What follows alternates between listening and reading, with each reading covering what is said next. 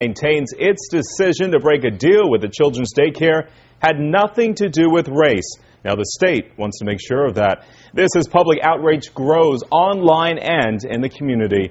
It's good to have you with us this evening. I'm Thomas Drayton. And I'm Carrie Lee Halkett. Fox 29's Claudia Gomez following the developments in this case. She's now live at the Valley Swim Club.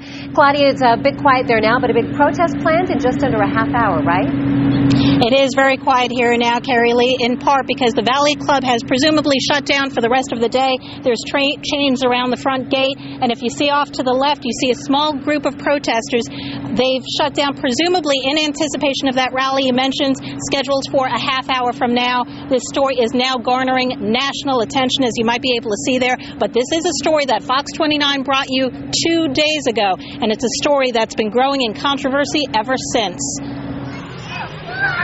It should have been a summer of fun here at the Valley Club just outside Philadelphia, but carefree days became controversial when a big group of inner-city kids were turned away from the swim club. Most of the parents that I've spoken to, their issue was more of a safety issue than anything else, and not a racial issue. But it did become all about race when some of the new visitors overheard a white mother complaining. I heard this lady, she was like, what are all these black kids doing here? She's like, I'm scared they might do something to my child. She said that she don't want any black kids there, and there's too many of them.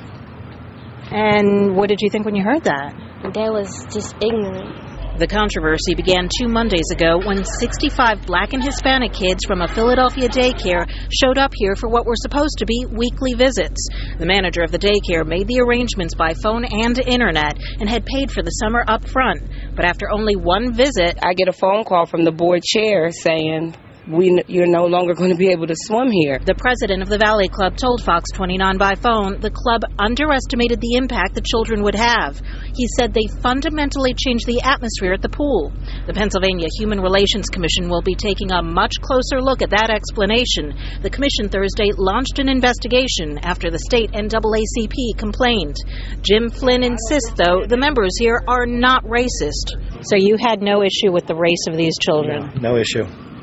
It was strictly an overcrowding situation? It was strictly an overcrowding situation and a safety situation, because I believe there were 2 lifeguards on, and that's just not enough.